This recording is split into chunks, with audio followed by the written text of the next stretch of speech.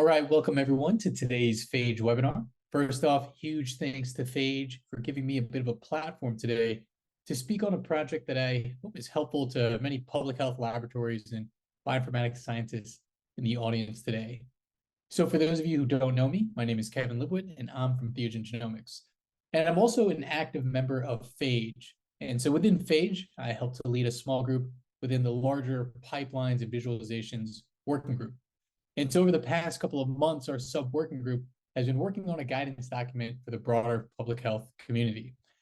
And this document is really just our best attempt to highlight best practices that have emerged in our field over the past decade or so for developing bioinformatics pipelines meant for applications in public health bioinformatics.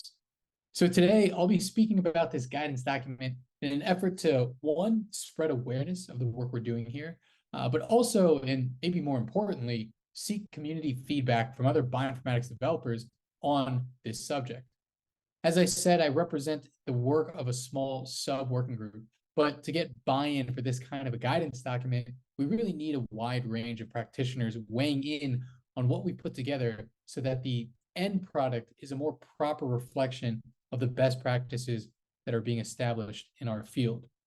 So really, what we've aimed to do here is at least provide some kind of starting point for an ongoing discussion. All right, so with that little intro, let's hop into things. So let's start out by first talking about public health bioinformatics pipelines. Pipelines, sometimes referred to as workflows, are a specific type of software that string together a sequence of distinct analytical steps. And in recent years, bioinformatics pipelines have become increasingly critical for public health pathogen genomics, as these software help to make sense of the large volumes of sequencing data that laboratories all over the world are spending millions of dollars to generate.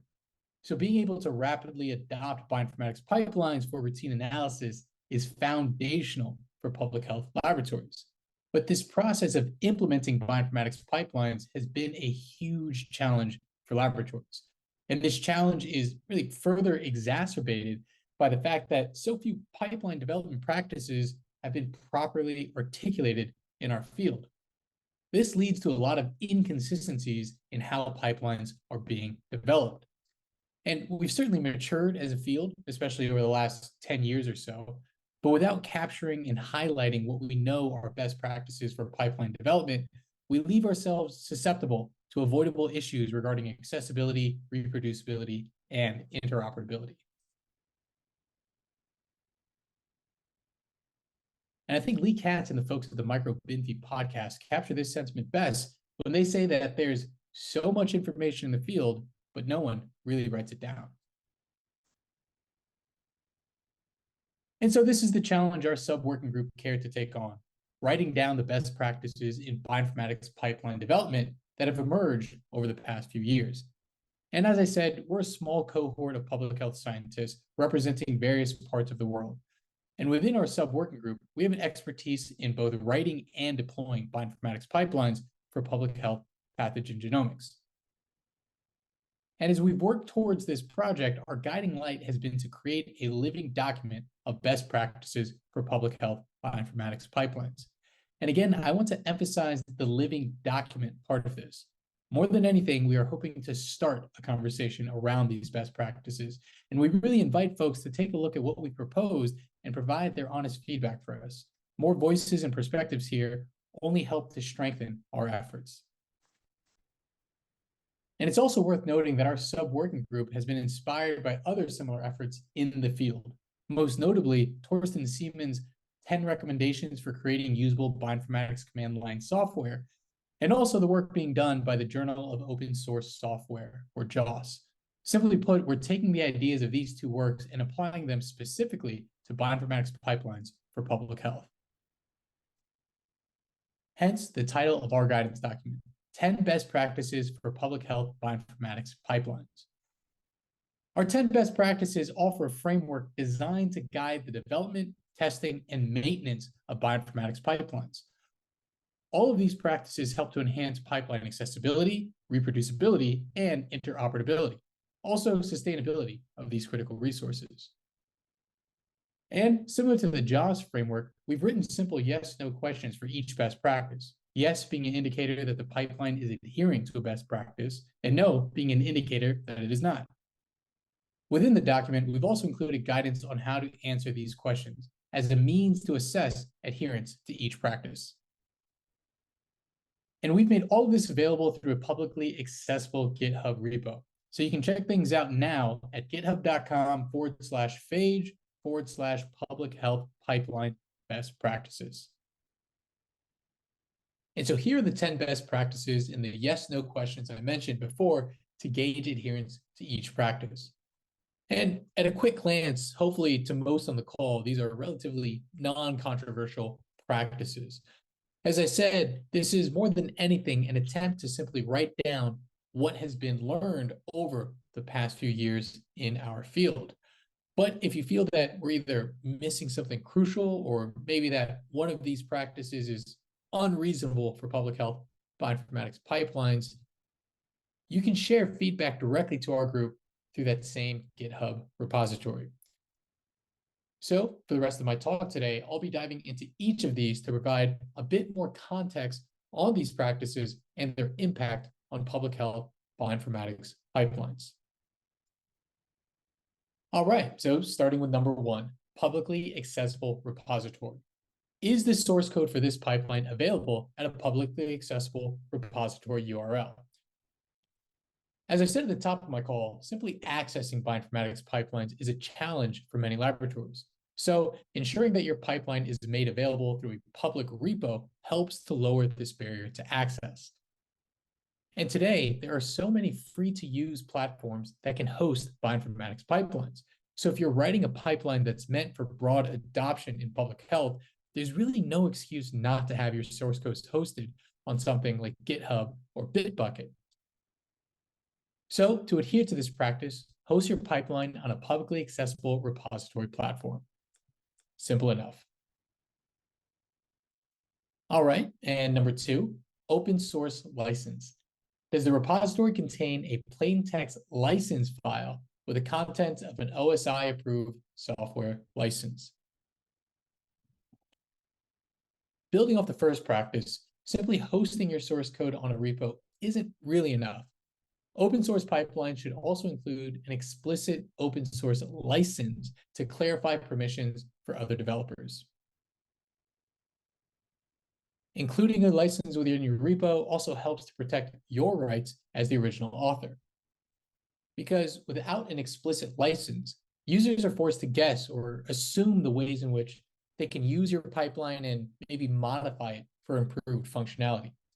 And this level of ambiguity, especially with respect to legal rights of open source software, can be a bit of a deterrent to potential contributors and users. So to adhere to this practice, simply choose an open source license and host that within your repository. And there are a bunch of resources available that go deeper into this specific topic. One article our subworking group recommends specifically is the ARS Technica article, Open Source Licenses, What, Which, and Why. This is a great read for folks that would like to know more about this particular topic. All right, and number 3, semantic versioning of stable releases. Are stable releases that follow semantic versioning of the pipeline available for implementation in public health laboratories?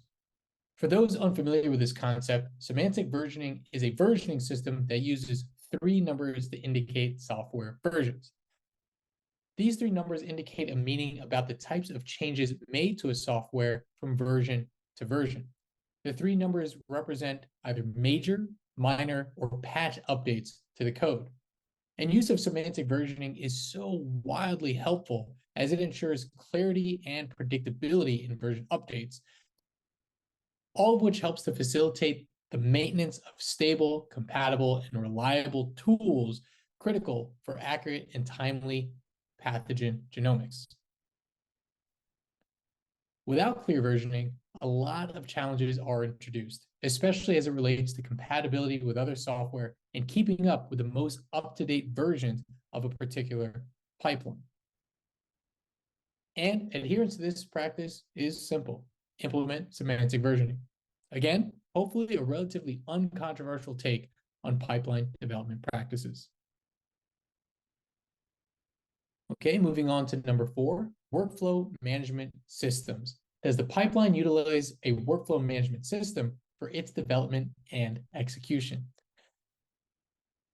And actually, of the practices we've covered so far, this might get the most pushback, as I do know, personally even, many pipeline developers that haven't adopted workflow management systems.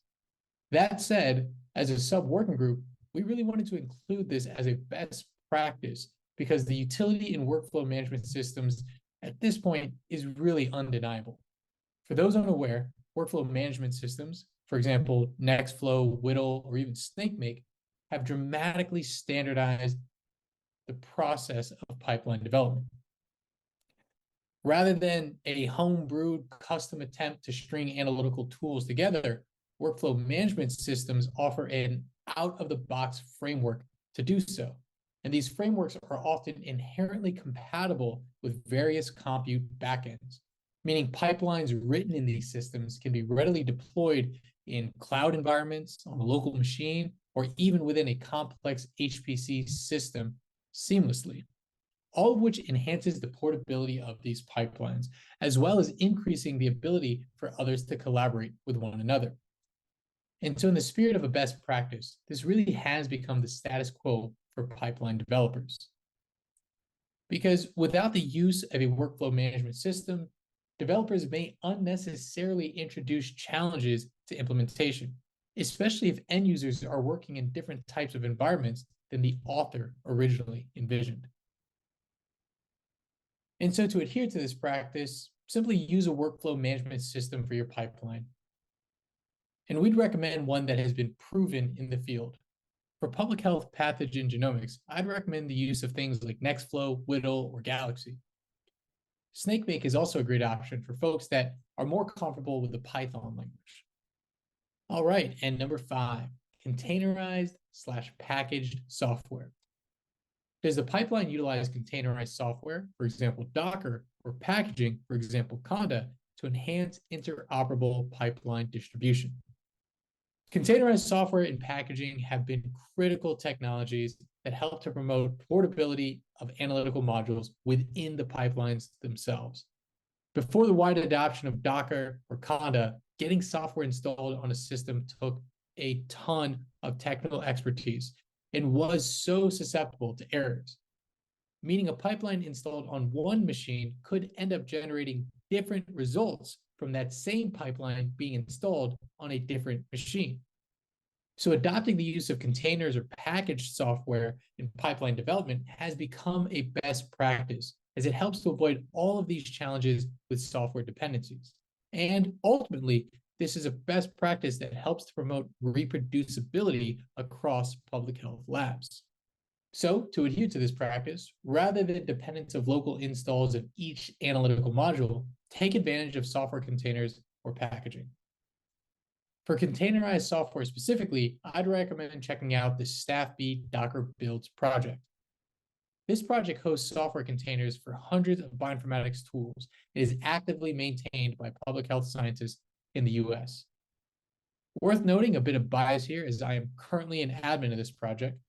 Nonetheless, it's a fantastic resource for the public health community, evidenced by the millions of pools of R containers in laboratories across the world. All right, and moving on to number 6, common file formats. Does the pipeline accept as inputs and generate as outputs common file formats utilized in public health pathogen genomics? For things like read data, variant calling, phylogenetic trees, annotation files, and really all other information relevant to pathogen genomics, there exists a common file format to store this data. And the best practice is to adopt that file format for your pipeline. And if there is no file format that exists for the type of data you're storing, it's likely an indicator that what you're working on may be more of an academic tool that may need more scrutiny across the field rather than a pipeline meant to inform public health decision-making. And so with the use of common file formats, again, you're promoting interoperability. This also helps to ease data sharing and even integration with other pipelines. When a pipeline opts to use an uncommon file format or even a custom or novel file format, it really just adds friction to data exchange. Often, this requires other developers to write a tool that converts the uncommon file format into a common file format. So, to adhere to this practice, dive a bit into the research to identify the appropriate file format for the data you're storing and adhere to that formatting. It will go a long way towards interoperability. All right, and number 7, software testing. Are there automated and or manual tests described so that the functionality of the pipeline can be assessed? This is another one that I know a lot of pipeline developers may not necessarily be practicing right now. That said, again, similar to workflow management systems, our subworking group felt strongly in including this as a best practice, as it really should be the status quo. When writing a bioinformatics pipeline, some system of tests should be implemented to continuously assess the functionality of that pipeline. Now, bugs and errors will always arise in software development, but the inclusion of tests in your development practice helps to at least add some kind of mechanism to filter bugs that may lead to consequential workflow errors. And by creating these types of tests in your software, it helps to provide confidence to your user base that precautions against these unintended changes are in place for your code. Because without testing, issues and bugs can go easily undetected. And so to adhere to this practice, start writing tests in your pipeline and provide some description of the tests being done to ensure reliability and accuracy. And if you're a developer and you're interested in learning more about this subject, I can't recommend highly enough to check out the ASM NGS 2020 hackathon available on GitHub. This was a virtual hackathon hosted by folks within the micro-BinFi community, and it's an amazing resource to learn more about software testing, both its importance as well as how to use things like GitHub Actions to set up automated testing of your pipeline. All right, and number 8, benchmark/validation datasets. Is there a publicly available set of inputs with known outputs that can be used to test successful installation and benchmark against other tools? These kinds of data sets can be huge for users of your pipeline, as it allows them to give an assessment of proper functionality on their end. Even if it's just a small data set, this can go a long way for users that may be working with your pipeline for the first time.